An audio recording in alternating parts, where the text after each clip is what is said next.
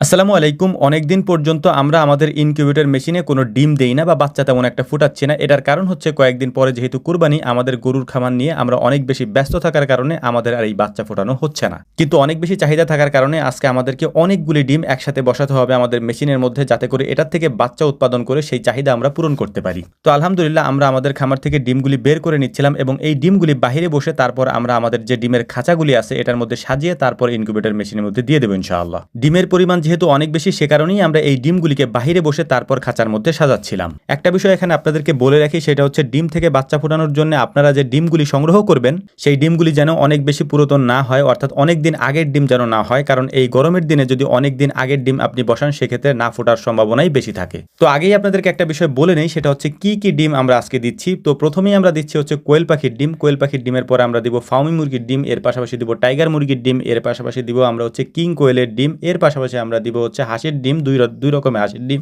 Beijing এবং খাকি Campbell. তো কোয়েল পাখির ডিম আমরা প্রথমে বসিয়েছি, এইখানে আমরা টোটাল ডিম দিয়েছি প্রায় 2000-এর মতো। এরপরে আমরা যে ডিমগুলি বসাচ্ছিলাম এইটা মূলত দেশি মুরগির ডিম। এই দেশি মুরগির ডিমগুলি মূলত আমাদের খাঁচার মধ্যে পড়ে না, কারণ এগুলোর সাইজে একটু ছোট হয়। দেশি মুরগির ডিমগুলি বসানোর সময় আমাদেরকে একটু কষ্ট করে বসাতে হয়, কারণ এগুলি ছোট থাকার কারণে ডিমগুলি ভালোভাবে না পড়ার কারণে অনেক বেশি সমস্যার সম্মুখীন আমাদেরকে হতে হয়। তো যাই হোক, আলহামদুলিল্লাহ আমাদের কাছে 30 থেকে 35 পিসের মতো কিং কোয়েলের ডিম ছিল, আমরা সেগুলিও বসিয়ে দিলাম। এরপরে মূলত হচ্ছে টাইগার মুরগির ডিমগুলি বসিয়ে আমরা এখন বসাচ্ছিলাম হচ্ছে আমাদের যে হাঁসের ডিমগুলি আছে, মানে বেইজিং হাঁসের ডিমগুলি আছে, সেগুলিকে বসিয়ে দিচ্ছিলাম। আমরা আপনাদেরকে আগেই বলেছি আমরা একেবারে নতুন ডিমগুলি বসানোর চেষ্টা করি, যাতে করে এই বাচ্চাগুলি ফোটার চান্স অনেক বেশি থাকে ইনশাআল্লাহ। তো ডিমগুলি বসানোর কাজ আমাদের প্রায় হয়ে গিয়েছে, তাই এখানে আমাদের কিছু নতুন ডিম যে ছিল সেগুলিকে আমরা গায়ের মধ্যে লিখে দিয়েছিলাম যে নিউ, এগুলা নতুন ডিম, যাতে করে আমরা পরবর্তীতে বুঝতে পারি যে নতুন এবং পুরাতনের মধ্যে ফোটার চান্স কোনটার বেশি থাকে, নতুনগুলার নাকি পুরাতনগুলার। যদি দেখি যে নতুনগুলার বেশি থাকে তাহলে পরবর্তীতে আমরা আরো নতুন করে দেওয়ার চেষ্টা করবো, মানে একেবারে সাজো ডিমগুলা দেওয়ার চেষ্টা করব।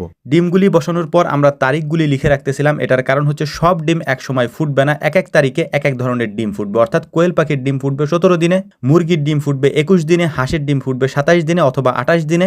যেহেতু এক একটা ফোটার ডেট এক এক রকম, এ কারণেই আমরা ভিন্ন ভিন্ন তারিখ দিয়ে এগুলিকে লিখে রাখতেছিলাম, যাতে করে পরবর্তীতে আমাদের কোনো সমস্যা না হয়। তো যাই হোক, তারিখগুলি লিখে রাখার পর আমাদের মূল কাজ হচ্ছে এখন এই ডিমগুলিকে জীবাণুনাশক দিয়ে স্প্রে করতে হবে, অথবা পটাশের পানি দিয়ে ভালোভাবে ধুয়ে পরীক্ষা করে তারপর আমাদের মেশিনের মধ্যে দিতে হবে। তো যাই হোক, সেই কাজগুলি আমরা করতেছিলাম এবং সুন্দর করে বাকি যে ডেটগুলি ছিল, তারিখগুলি ছিল, কোনটা কবে হ্যাচিং আমাদেরকে দিতে হবে, আমরা সেগুলিও লিখে রাখতেছিলাম এবং এর পাশাপাশি জীবাণুনাশক দিয়ে আমাদের বাকি যে ডিমগুলি ছিল সেগুলিকেও আমরা স্প্রে করে আমাদের মেশিনের মধ্যে দিয়ে দিচ্ছিলাম। তো এখানে একটা বিষয় আপনাদেরকে বলে দেই, সেটা হচ্ছে অনেকেই আমাদের কাছে ফোন করেন এই বাচ্চা নেওয়ার জন্য। আমাদের এখান থেকে বাচ্চা নেওয়ার প্রসেস একটাই, আমাদের এখানে এসে তারপর আপনাদেরকে নিয়ে যেতে হবে। আমরা অনলাইনে এগুলি কোথাও পাঠাই না, এটা আপনাদেরকে আমরা বারবার বলে দেওয়ার পরেও অনেকে আমাদেরকে বলেন যে ভাই আমাদেরকে অনলাইনে দেওয়া যাবে কিনা। আসলে এই সময়টা আমাদের হয় না, আমরা গরুর খামার নিয়ে যেহেতু বেশি ব্যস্ত থাকি, যে কারণেই এই কাজগুলি আমরা করতে পারি না বা আমরা করিও না। আপনি আসবেন, দেখবেন, শুনবেন, পছন্দ করবেন, তারপর আপনার ভালো মনে হলে আপনি নিয়ে যাবেন, আর যদি ভালো না মনে হয় আপনি নেবেন না। এই সুযোগ আপনাদের জন্য আমরা রেখেছি আলহামদুলিল্লাহ।